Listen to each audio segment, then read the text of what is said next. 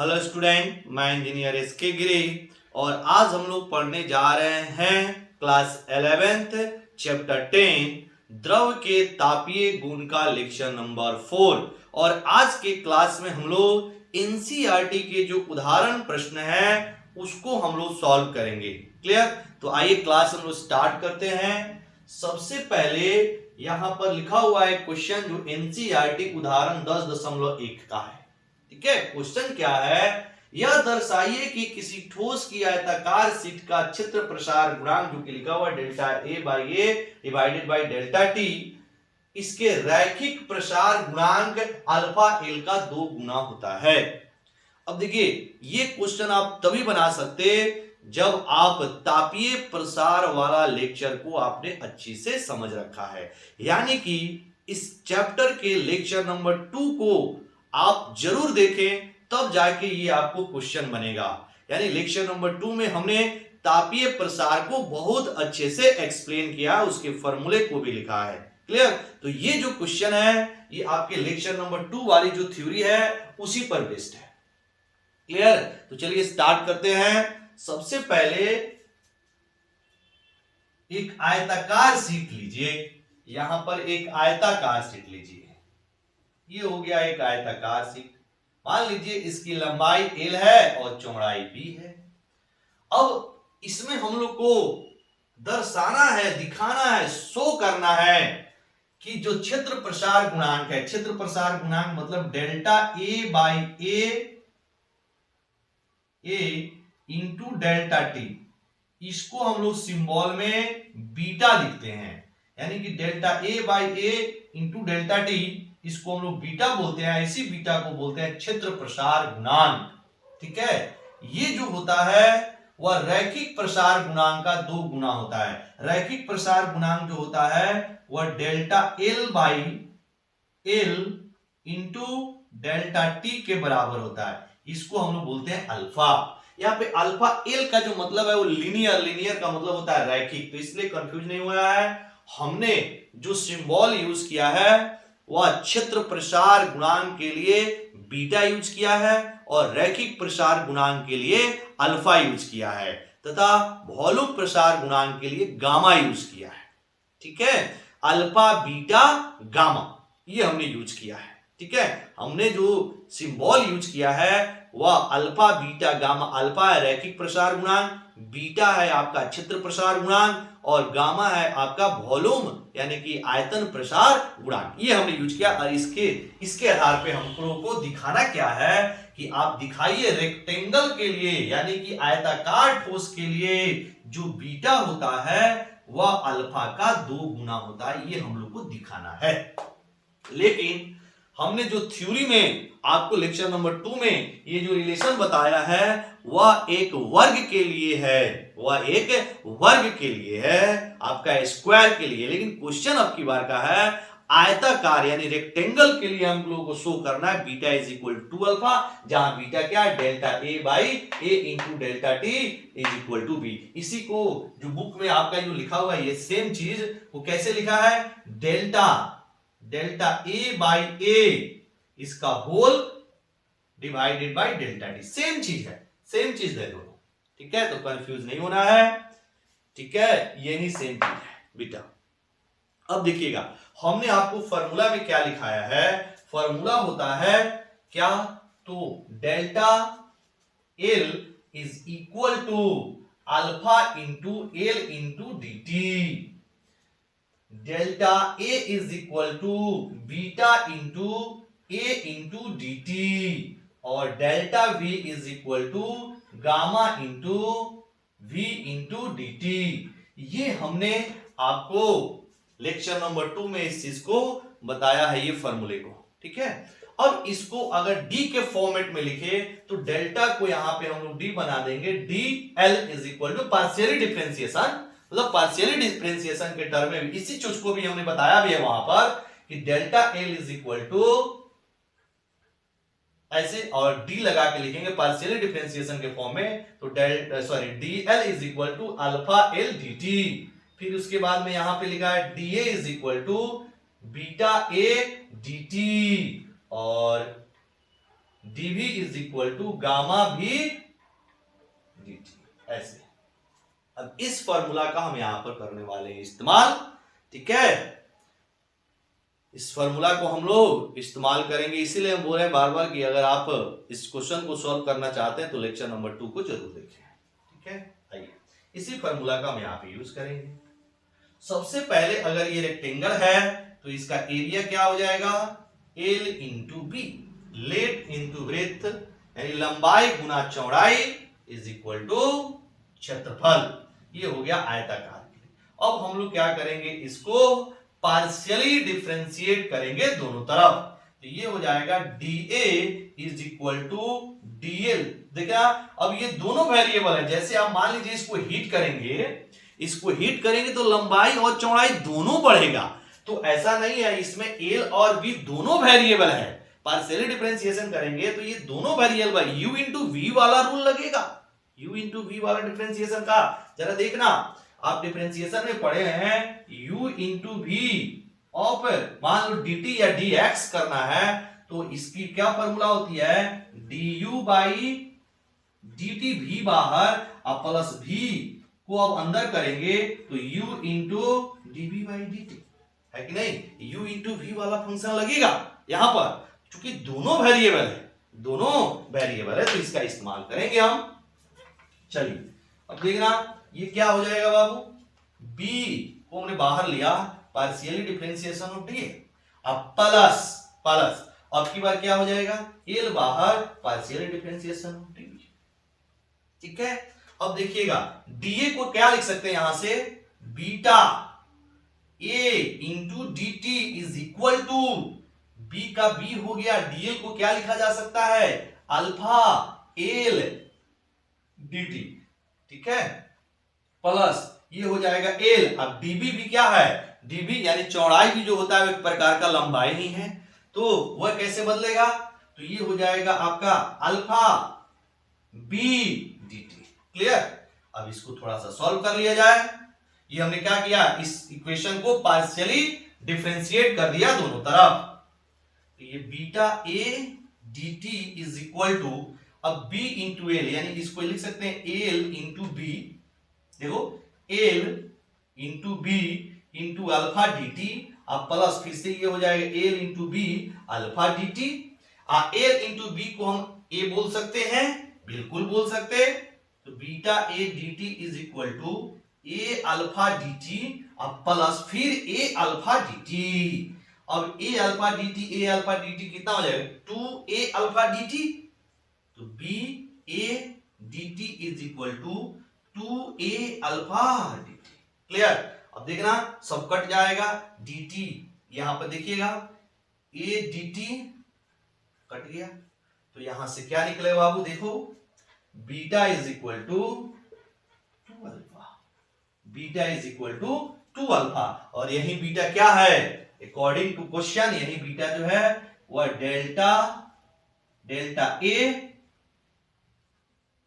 Divided by a whole into dt is equal to 2 into alpha, और ये alpha को book लिख रहा अल्फा l, मतलब लिनियर, हम लोग सीधा l से लिखे हैं, यही चीज आपको प्रूव करना था।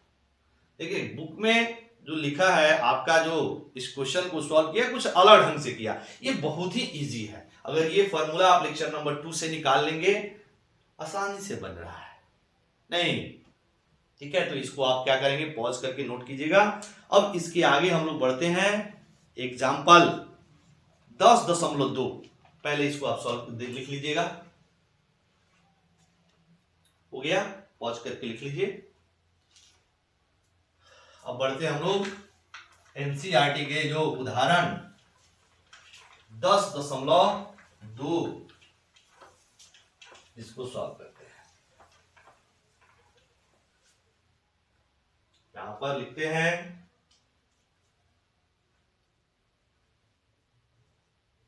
वो भी एनसीईआरटी का 10.2। क्वेश्चन क्या है, कोई लोहार किसी घोड़ा गाड़ी की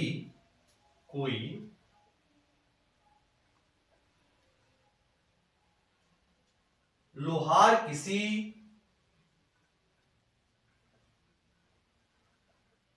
घोड़ा गाड़ी के लकड़ी के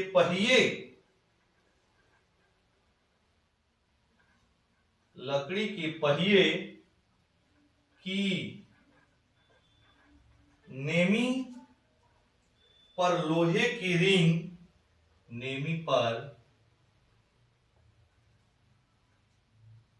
लोहे की रिंग जड़ता है। उसके बाद है 27 डिग्री सेल्सियस पर नेमी तथा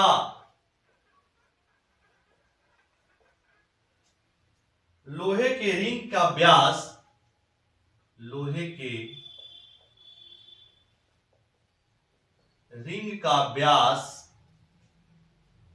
क्रमशः 5.243 मीटर तथा 5.231 मीटर है। Full stop. लोहे की रिंग को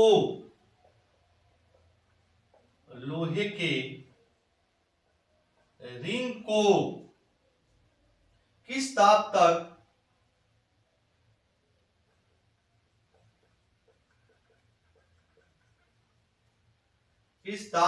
तप्त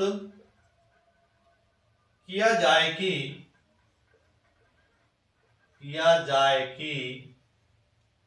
वह पहिए की नेमी पर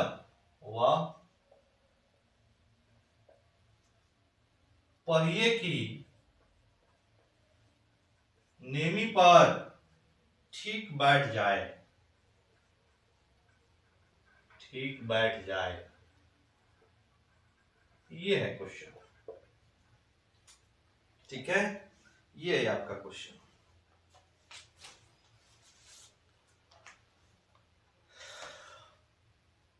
अब देखना, पहले क्वेश्चन को अच्छी तरह हम लोग समझ रहे हैं है क्या। यहां पर लिखेंगे सॉल्यूशन। बोला है कोई लोहार किसी बैलगाड़ी के लकड़ी के पहिए को नेमी पर लोहे के रिंग जड़ता है। 27 डिग्री सेल्सियस ताप पर नेमी तथा लोहे के रिंग का व्यास क्रमशः इतना इतना दिया हुआ है। लोहे के रिंग को किस ताप तक गर्म किया जाए कि वह पहिए की नेमी में ठीक बैठ जाए। मान लो ये आपका नेमी का व्यास दिया हुआ है ऐसे, ठीक है। ये आपका मान लिया कि जो व्यास है इसको हम लोग लेंथ के टर्म में लिख रहे हैं। डी नहीं, कंफ्यूज नहीं होना है। D for diameter, D for आपका व्यास, तो हम लेंथ बोले, चूंकि एक्चुअल में ये क्या है, लेंथ ही है। तो आपका एल जो है इसकी लंबाई है कितना, 27 डिग्री सेल्सियस पर मान लीजिए ये आपका नेमी है, ठीक है, वो है आपका 5.243 मीटर। और ये लोहे का मान लो रिंग है, उससे थोड़ा छोटा है, थोड़ा ही छोटा है। इसका भी तापमान दिया है 27 डिग्री सेल्सियस पर, वो है 5.231 मीटर। ये लोहे का रिंग है, अब बोल रहा है कि इसको गर्म किया जा रहा है। अब किस ताप तक इसको गर्म किया जाए कि ये लोहे का रिंग इस नेमी में फिट बैठ जाए। मतलब अब जरा देखना, इस लोहे के रिंग का जो डायमीटर है, जिसको हम एल से लिख रहे हैं, उसको कितना लंबाई लाना है, कितने लंबाई तक लाना है, तो 5.231 है। इसको गर्म करके कहां तक लाना है, 5.243 तक, तभी तो वो फिट बैठेगा। यानी गर्म करेंगे तो लोहे का रिंग में क्या होगा, आकार में वृद्धि होगी, लोहे का रिंग जो हैगा वह बढ़ेगा। और आपको उतना ही बढ़ाना है जितना कि नेमी में आके फिट बैठ जाए। तो हम बोल सकते हैं इसको गर्म करेंगे और गर्म करके इस लोहे के रिंग की जो व्यास है उसको कहां तक ला दीजिए, 5.243 तक ला दीजिए ताकि ये फिट बैठ जाए। तो मान लीजिए आप इसको टी ताप तक क्या कर रहे हैं, गर्म कर रहे हैं। तो टी ताप हमें निकालना है। नहीं तो हमने आपको एक फॉर्मूला बताया है कि आपका लंबाई at t degree Celsius is equal to लंबाई at 0 degree Celsius into 1 plus alpha into delta t. ठीक है, अब यहां पर ये 0 जो है इसको 27 डिग्री सेल्सियस मान लीजिए।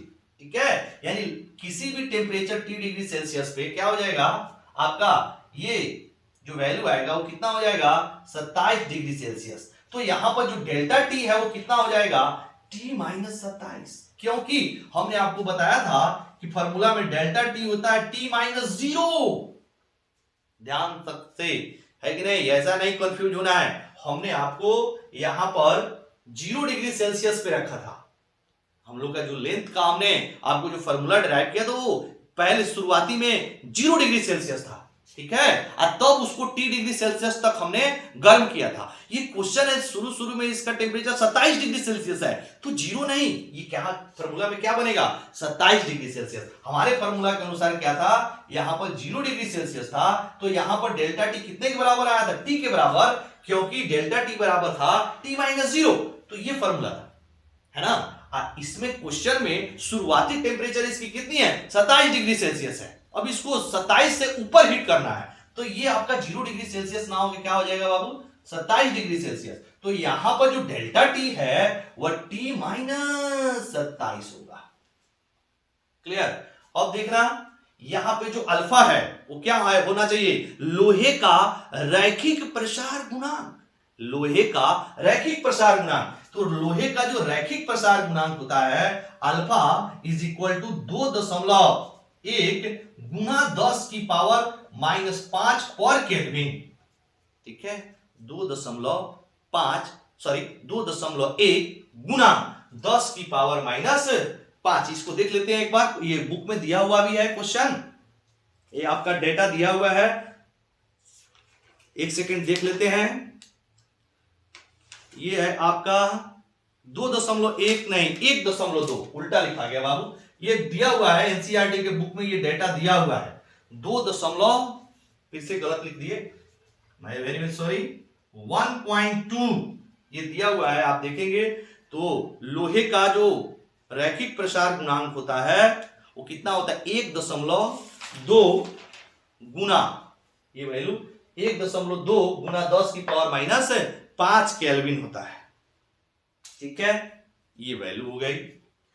अब जरा देखिएगा इस फॉर्मूला को हम लोग क्या कर दिया, ऐसे रख दिया। अब यहां पर अगर डिग्री सेल्सियस है तो ये टेम्परेचर चेंज है, टेम्परेचर चेंज डिग्री सेल्सियस में और केल्विन में बराबर होता है। टेम्परेचर चेंज डिग्री सेल्सियस में और केल्विन में बराबर होता है। लेक्चर नंबर 1 में इसको हमने एक्सप्लेन किया है। ठीक है, तो यहां पर यूनिट बदलने की कोई जरूरत नहीं है। अगर अल्फा केल्विन में है तो टेम्परेचर चेंज केल्विन में ले सकते हैं, डिग्री सेल्सियस में भी उतना ही आएगा और केल्विन में भी उतना ही आएगा, तो इस टेम्परेचर को बदलने की कोई जरूरत नहीं है। चलिए आइए, अब यहां पर L eight t degree Celsius, तो हम लोग को टी की वैल्यू निकालना है। 80 डिग्री सेल्सियस पे कितना होना चाहिए, मतलब ये जो आपका लोहे का रिंग का जो व्यास है वो बढ़ के कितना होना चाहिए, जो नेमी के व्यास है उसके बराबर होना चाहिए। तो ये हो जाएगा 5.243 इज इक्वल टू, ये हो जाएगा 5.231 इंटू 1 प्लस 1.2 गुना 10 की power minus 5 into T minus 27। Clear, ये आ गया। अब आइए इसको हम लोग इधर लाके डिवाइड करेंगे, तो 5.243 डिवाइडेड बाई 5.231 हो गया। अब ये 1 है, इधर आके माइनस हो जाएगा, तो अब ये हो गया 1.2 इंटू 10⁻⁻⁵, ये हो जाएगा t माइनस 27। ठीक है, अब जरा देखना, जब इसको आप सॉल्व करेंगे तो ये आ जाएगा 5.243 माइनस 5.231 और divided by 5.231 is equal to 1.2 into 10⁻⁻⁵ t minus 27। Clear, ये चीज आया। अब देखना, इसको माइनस करते हमारे पास जगह नहीं है, ऊपर वाले पार्ट को मिटा रहे हैं। क्वेश्चन आपके बुक में लिखा हुआ है, या तो आप इसका पॉज करके क्वेश्चन नोट कर लीजिए, या फिर आप बुक से भी क्वेश्चन लिख सकते हैं। ठीक है, ऊपर वाले पार्ट को मिटा रहे हैं। चलिए, अब देखना नीचे ये जो वैल्यू है इसको माइनस करेंगे तो 0.0, यहां पे ये 2 हो जाएगा, ये 1, यानी ये आ जाएगा, दिस इंप्लाइज 0.0, फिर ये आपका 1 2 और डिवाइडेड बाई ये हो जाएगा 5.231। अब ये जो वैल्यू है फिर ये आके इधर डिवाइड हो जाएगा, तो ये आ जाएगा, तो इधर हो जाएगा 1.2 into 10⁻⁻⁵ is equal to t minus 27। ठीक है, ये भी आगे इधर भाग हो गया। अब देखना जरा, इसको पॉइंट हटा दिए, वाला पॉइंट से वाला पॉइंट हट गया, क्योंकि ये भी आपके डेसिमल के 3 डिजिट, ये भी आपका डेसिमल के बाद 3 डिजिट, दोनों हट गया, तो ऊपर बच गया 12 और नीचे बच गया आपका 52 31 इंटू इसको 1.2 को अब ये 12 लिख रहे हैं और यहां से पॉइंट हटा के ऊपर हम लोग 10 लिख रहे हैं, तो ये 10 हो गई इसकी। ठीक है, अब ये ऊपर जाएगा तो फिर 10⁻⁻+5 हो जाएगा is equal to t minus 27। ये 12 से 12 कट जाएगा, ये हो गया आपका 1 पर कितना 6 0, 5 और 1 6 हो जाएगा 36 divided by 5231 is equal to t minus 27। अब देखिएगा, जब इसको आप भाग करेंगे तो 191.16 आएगा। अब इसको जब भाग करेंगे तो यही वैल्यू आएगा। ठीक है, अब इसको मिटा रहे हैं ये वाला पार्ट को, ये आएगा आपका 191.16 is equal to t plus 27। अब यहां से आप t निकाल सकते हैं, 191.16 प्लस 27, ये इधर भाग प्लस हो गया, 191.16 में आगे 27 इधर क्या हो जाएगा, प्लस हो जाएगा, जुड़ जाएगा। तो इसको सॉल्व करेंगे तो कितना हो जाएगा, ये 6 हो गया 16 और ये हो जाएगा 7 और 1 8। ठीक, उसके बाद में आपका 9 2 11 218.16 डिग्री सेल्सियस। मतलब जो आपके लोहे का रिंग था उसको 218.16 डिग्री सेल्सियस तक जब आप हीट करेंगे तो ये जो लोहे का रिम है वह नेमी में जाके एकदम से फिट बैठ जाएगा। तो लोहे के रिम को आपको कहां तक गर्म करना है बाबू, तो 218.16 डिग्री सेल्सियस तक। तो ये था आपका उदाहरण 10.2। क्लियर। तो चलिए आज का क्लास हम लोग यहीं खत्म करते हैं, फिर मिलेंगे नेक्स्ट वीडियो में। तब तक के लिए वेरी वेरी थैंक यू।